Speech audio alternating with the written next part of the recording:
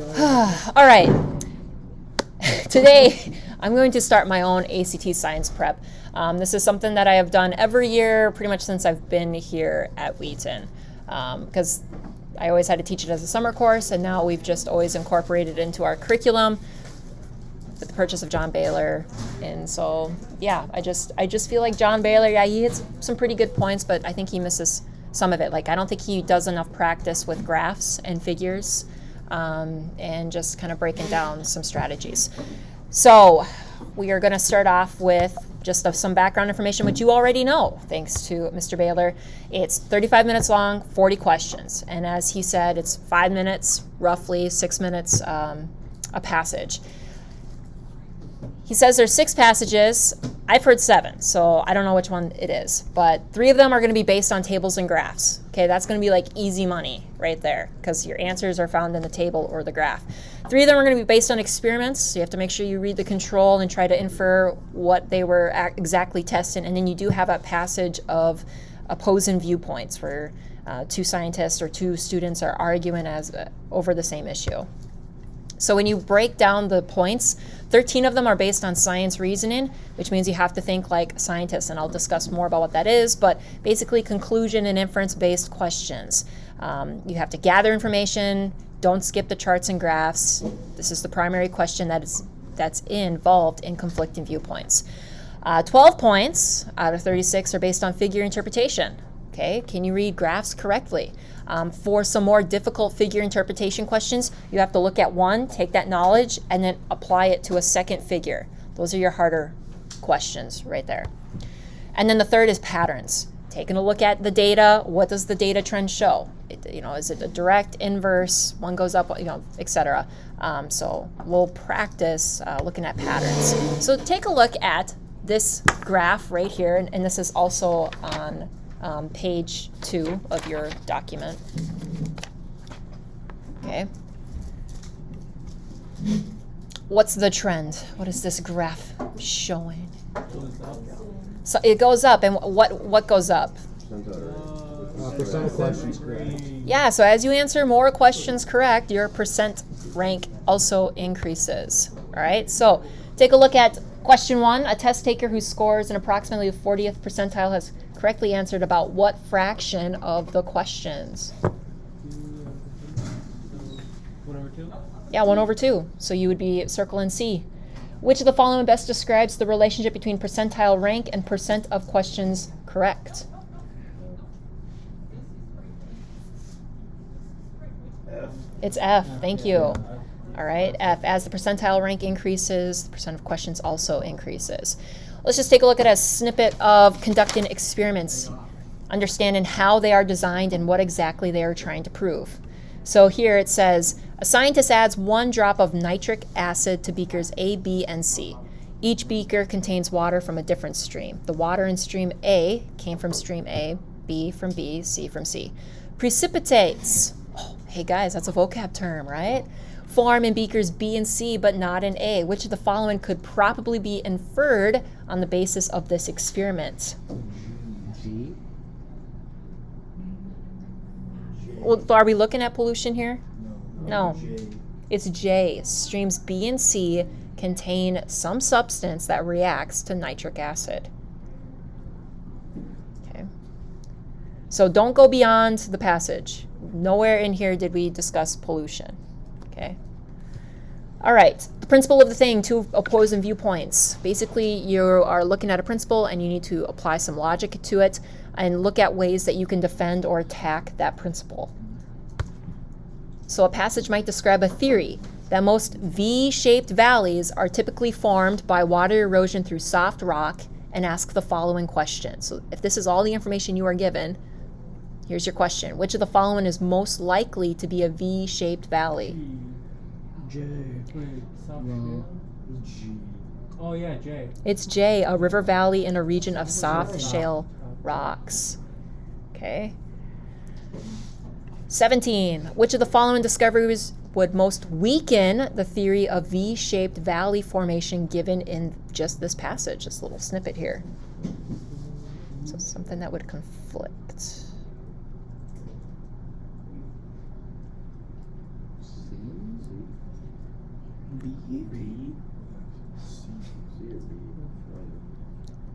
Okay, so let's take a look at C. So a group of U-shaped valleys formed by water erosion in hard rock. Are we looking at hard rock? No, okay? So we need something that's going to weaken the soft rock theory. So it's not C. Let's look at B. A group of V-shaped valleys almost certainly formed by wind erosion. Are we looking at wind erosion? No. So D. A group of valleys on Mars that appear to be V-shaped but are not near any run-in water. That's what I'm saying. It's A. It's A, guys, all right? So I feel like, yeah, conflicting viewpoints is probably going to be a tough passage here. A. Certain parts of many valleys formed by water that are U-shaped. This weakens the theory that V-shaped. Yeah, so 17 is A. Ooh, that was rough. Okay. All right, so let's take a look at strategy number 1, looking for patterns. A lot of the problems that you're going to come across is based on some difficult material. You may not even understand exactly what's going on in the passage, but everything you need to know is in the passage. Don't panic if you don't comprehend it, okay?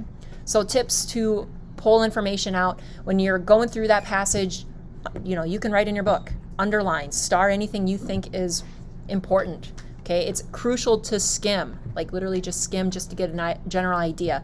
A lot of times they have an introduction passage. John Baylor says, read that introduction and then move on. So most passages have the same general structure. They have a purpose, mark it, star it, underline it so you know what the purpose was about. And then take note of the method. How was it set up? Were there 2 groups? Were there 3 groups? How was that information presented? What seems to be important? Did they discuss size, shape, temperature, what? So take a look at this passage, this nice little skinny passage here. Scientists researching the relationship between birds and dinosaurs have chosen to carefully examine 3 fossils dating from the Jurassic period. An Archaeopteryx, the oldest known bird, at the British Museum in London. A Compsognathus, a dinosaur in the Field Museum in Chicago. And a Telosaurus, a crocodile at the National Museum in Beijing. All 3 creatures were about the same size as a turkey. What's the results of this passage? It's the only thing you can conclude from it. They're all the Three same dinosaurs. size. And they're all the same size. There's 3 dinosaurs, and they are all the same size of a turkey, okay? So, that's something that's something that unifies all 3 of these different dinosaurs. Turkey, right? Same size of the turkey. Okay. Step 2, scan the figures, identify variables and patterns, note general trends, high points, low points, but just scan them quick. And then always just be able to support your answer in the passage. Okay, so everything is in the passage. So the 3 types of questions, which I've already kind of gone through here. Figure interpretation, looking at a graph or a figure. Patterns, sometimes you have to look beyond the data to see the trend of what should happen, like a prediction. And then that scientific interpretation where you have to defend or attack a principle. So we kind of already did this, all right? The dinosaur studied by the scientist Compsognathus was, the only thing you know about it, C, the size of a turkey. All right, these next couple slides, I'm going to show you a mantra or teach you a mantra. Every time you come across a figure, these are the 3 questions you should be asking yourself. What does the figure show? Basically, read the title. What are the units? Okay, so degrees Celsius, kilometers above sea level. What's the pattern in the data? Does it increase, decrease? Is it inverse, proportional, direct, whatever? So these are the 3 questions you need to ask yourself every time you come to a figure or a table. What does it show? What are the units? What's the pattern? So, what does the figure show? Increase. Global temperature and Carbon dioxide. Good. What are the units? temperature, degrees in Fahrenheit, What's the parts per Bottom one. million? and time, years. Years. And then parts per million. Very good. What's the pattern? Increasing. Yeah, both are increasing as we move along in time, right? What about this one? pH of water, Number of tadpoles. number of tadpoles. Yep. So something to do with how does pH affect tadpoles, right? Decrease. So we already said the units. We said pH and number of tadpoles. Number of tadpoles. Yeah. Okay. So as you were scanning this, you see, oh, it goes up, and then all of a sudden it starts to go down. So we call this like a critical point. Okay. It's like a mountain. If you were to graph this out, you would see a mountain, peak, and then a decrease. Okay. So that's what you should be noticed. Oh, it increases. Oh, now sorry. Okay. So I would like, if I was scanning this, I would just circle that. I would circle 88 and just be like, that's kind of like your peak. What about this one? Well, No. Table one. table. Yeah, table 1. Very good. It's just table 1. Presence of PB and water at certain locations. Presence of Presence of exchange. Yeah, presence of stuff at certain locations. Okay, yeah. So what are the units?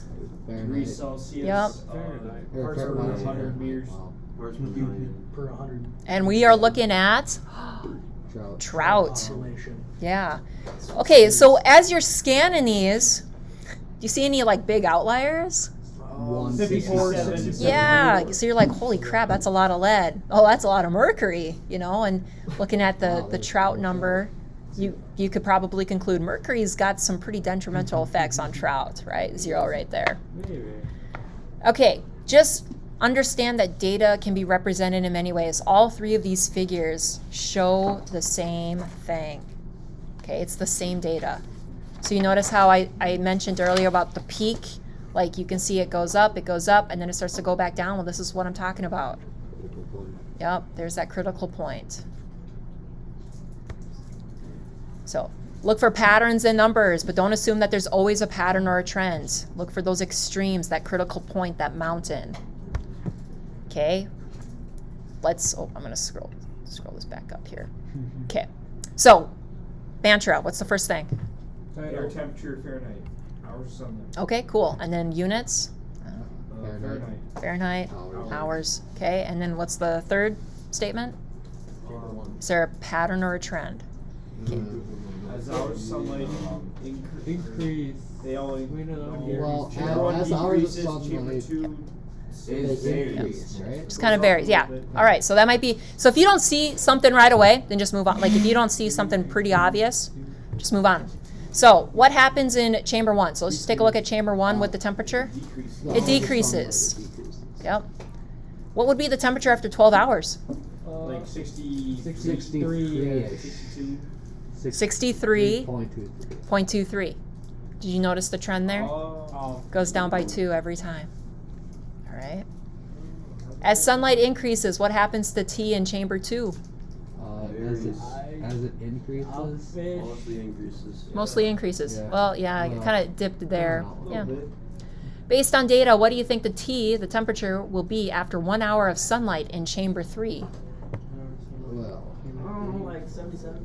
yeah. Yeah, something lower than 78. Okay, so that would be a multiple choice question where you were looking for a value lower than 78.87. Okay, so you'll see questions like that too. Okay, so I don't think it's slide 32 on yours, but I need you to find, it says the real thing practice passage 219 at the top. Yeah, that was just the next page. Yep. All right. For some reason my timer disappeared. I think I was going to give you 6 minutes. No more timer. It It says says 7 minutes. 7? Thank you. 7, thank you. Okay. All right. So you are going to go through this passage. This is a heavy data figure passage. Okay, it's one of those use the figures and Is everyone at the real thing practice passage? 219 on the top. No, you won't. Okay. So you're just going to do this passage. There's 5 questions, 7 minutes. I'm going to start the timer. Here we go.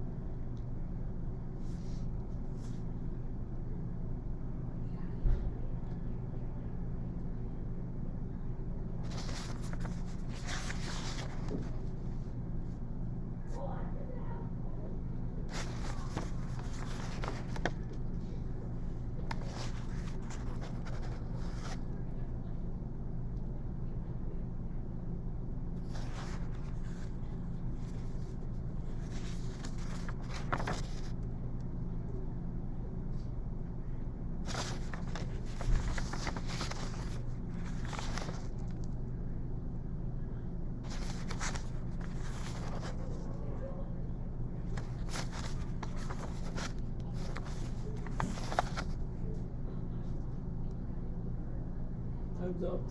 Thanks. All right. Let's see how we did, right? We knocked him down. All right. Question 3 was C. What? Woo! Question 4 was H. Question 5 was A. Question 6 was G. Oh, awesome. 7 was A. Yeah. All right, so what I'm going to do is I'm going to go through each question and literally I have screenshot. I'm showing you how did they get that answer, okay? I didn't understand 6 or 5. Yeah. Yep. All right, so kind of a simple, straightforward science passage, but maybe the terminology was intimidating. Maybe you're like, oh God, physics, latitude, like what? The intro kind of tells you that gravity, which is G, changes based on location and altitude. So question 3 stated, if the Earth's density were uniform at approximately what latitude would the calculations using an estimated value at sea level of G, 9.8 meters per second squared, produce the least error?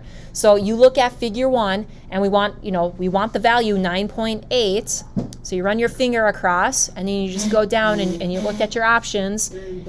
Yeah, so C, 40 degrees, okay, roughly.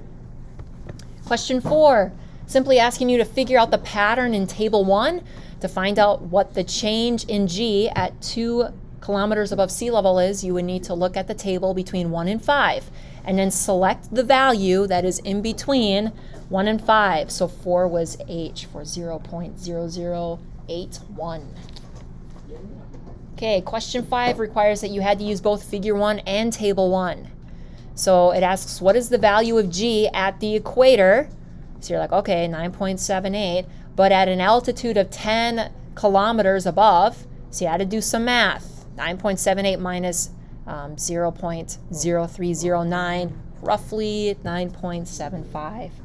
So A right there.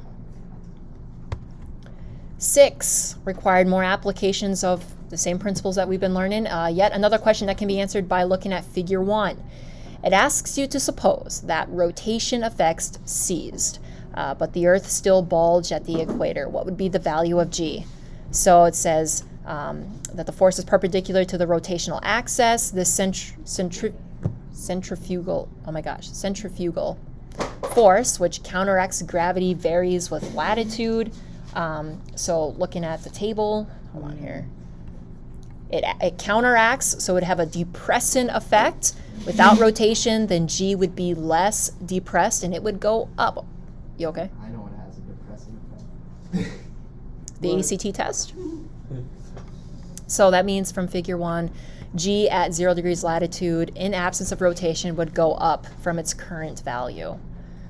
So yeah, that one usually trips up most kids. Question 7, also answered just by reading figure 1. It asks you to describe the graph, tells you about the value of G. As we saw, the value rises slowly as you head away from the equator and rises more rapidly in the middle latitudes and slows down again near 90 degrees latitude, the poles. So they're asking you, where is it the steepest? And A is the best choice. Changes by a greater average amount per degree latitude between 30 degrees and 60 degrees than it does near the equator and poles. So, okay, raise your hand if, did anyone here get that one, like all the questions right? I Almost did. All right, so one wrong? Okay. And it was that, yeah, Number 6. number 6, okay. It was between G or F, and I don't know why I put F, but... Okay, moving on to strategy 2, thinking like a scientist. So in science class in high school, this is the way we teach you. We go from general to specific. I teach you like a law or steps, or in this case with physics, I would say, all objects fall at 9.8 meters per second squared, and I'd show you this equation, and then we would do practice problems, right? So this is general to specific. I give you the general principle, and then you use that to figure out a specific fact. But with that, there's some I don't know. The high school science department doesn't do you justice, all right? So with specific to general, you notice numerous events, you use experiments, and then you apply a bigger picture. So I'm so sorry that I teach you general to specific and not specific to general, because the ACT test is mostly specific to general. So yeah. most of you know how experiments work. They usually form a hypothesis that you can test. So maybe this hypothesis is that all frogs come from tadpoles, and then you have to test it. So maybe you look at tadpoles to see if they develop into frogs. But scientists are mostly interested in a cause and effect relationship. What causes a tadpole to become a frog? Is it hormone X? My terrible drawing of a syringe needle, okay? So maybe when they set up this experiment, they have a control group, right? And then they have a group of tadpoles that they're going to treat with hormone X. Now, is this a good experiment? No. No, why? The temperatures aren't The temperatures are not the same. What else? There's different bugs. Different bugs, yeah, different food source, okay? So just know that whenever you set up an experiment, you really only just want one variable changed, and it should just be, in this case, the hormone. Everything else has to stay the same. So good, you recognize that this is a terrible experimental setup, okay? So method, a single variable is being tested, ensure all other factors are constant, and that you have a control group to compare back to, and then finally you'll get your results. What do they show or tell? Okay, so this next passage, top of 229, okay, I'm going to give you only 6 minutes this time. I'm making you work a little bit faster, but it is an experimental setup looking at fungi, all right? So I'm going to start the timer right now. Nope. Yeah, you ready? Oh, page 229. It says handle and experiment questions. Okay, everyone ready? Yeah. 229? All right, I'm starting it.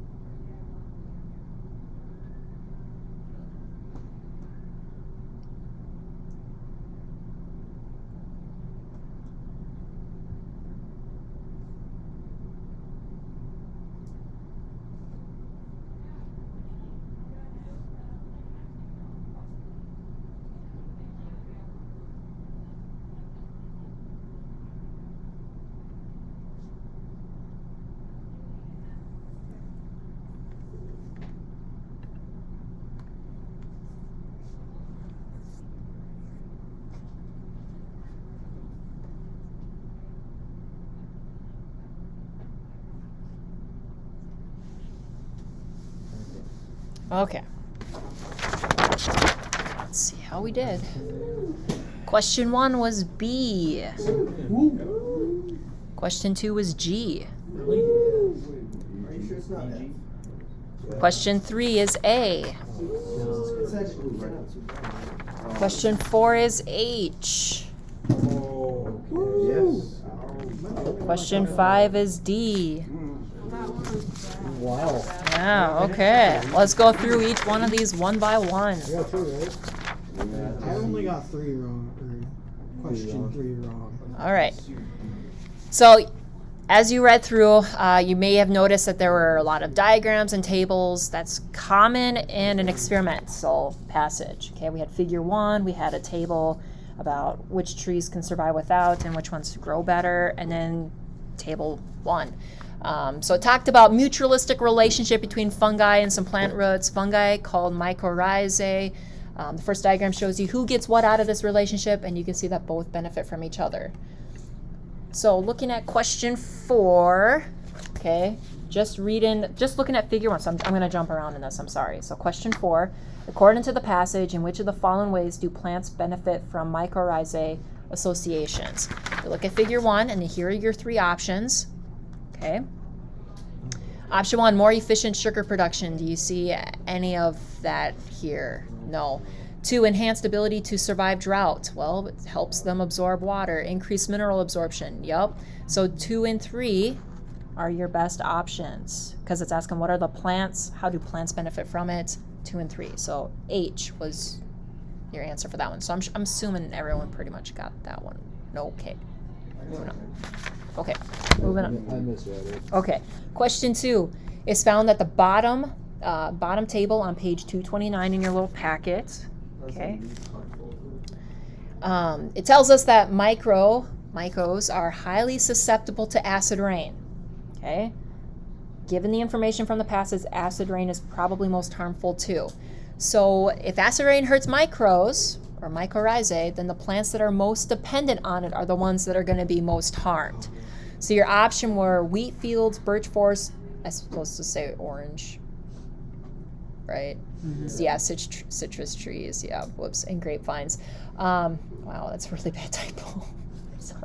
Okay. So which one of these is going to be most harmed, right? Something from here. Cannot survive. If you have no mycorrhizae, birch is listed right there, so birch forests. So, letter G. Okay, so let's break down study 1. 3 different plots. Plot A gets a whole crap ton of fungi. Plot B, basically naturally occurring, we just, nature amounts. And then plot C was absolutely no mycorrhizae at all. They sterilized it and they even isolated it with that concrete lining or in a fabric covering. So what was the factor being varied in our study? The mycorrhizae. Yeah. Okay, the amount of mycorrhizae. Lots, normal, none. What's going to be our control group? None.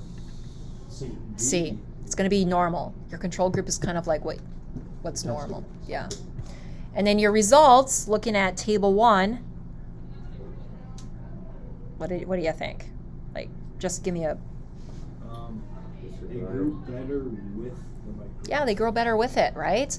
In plot C, where there was absolutely none, 0. Plot B had some. Plot A, whoa, that's a lot of pine seedlings there, right? So mycorrhizae definitely aid in survival. Okay, so question 1. The most likely purpose of the concrete liner was... Well, this is a procedural question. Why did they do the concrete liner? They didn't say why they did it, so you have to infer on this. We wanted to set up an experiment where there's a plot with no mycorrhizae, so choice B, to prevent mycorrhizae fungi in the surrounding soil from colonizing the plot. Does everyone understand question 1 there? Okay. Question 3. In a third study, so you notice that they have study 1 and study 2, and all of a sudden they said, hey, here's a third study. Pine seedlings were planted in soil from a different location. The soil was prepared as in study 1. That means we have A, B, and C, one with lots, one that's natural, and then none, like C was none. This time, the survival rates for seedlings planted in A and B were almost identical to each other. Which of the following theories would not help to explain these results? All right, so what can that mean? Well, plot A was supposed to be your fungi-rich plot. Plot B is supposed to be your control. But here they have the same results. However, notice that we're not told what those results are. It could be that maybe 0 seedlings survived in this plot same time around. So question 3 is a reversal. It's phrased so that the 3 wrong choices are things that could explain the results. Okay, if you look at options B, C, and D, all of those could be the reasons why A and B are identical to each other. I mean, this is new soil. This is from a different location. The only option here that fits is A, because everything was sterilized, and in sterilization, it killed everything. You got 0. So your best option is A on that one. Okay, so watch out for those reversals. Okay, final question I think we need to answer. Which of the following generalizations is supported by the results of study 2? So if we look at study 2, they looked at potassium and phosphorus absorption rates or utilization available. Plots A and B in study 1 test how much K and P in the roots, that the roots have. The results are listed in the second and third columns. The data shows a better utilization of both substances in plot A. This could support a theory that mycorrhizae fungi aid in the utilization of potassium and phosphorus, which aids in survival. But it asks us to generalize, right? So notice study 2 involves only K and P, did not involve survival rates, so A is not the right answer. Did anyone here put A? Okay, so that's why it's not A. Neither study measured growth rates, so B is out. Okay, minerals K and P were in the control group soil, which was natural, untreated pine forest soil, so C is clearly unsupported just by that statement. So D, pine seedlings cannot absorb all the potassium that is present in the soil, and that's why we have them around similar percentages, 18 and 10. I mean, that's pretty close to me. So. All right, we got time for one more passage. The chemistry flow chart. This one's kind of a bear, but looks like I'm giving you another 6 minutes. What page? Page 235. All right, I'm gonna start the timer. What? Everyone there? No? Oh, No, just wait a minute. okay, ready? No. No, I like. Come on. Just wait, Brayden. Hurry up, We're Derek. losing our lunchtime. Derek. It's 12. Damn, It's there. gonna be 12. All right, here we go. Go. Does it look like that?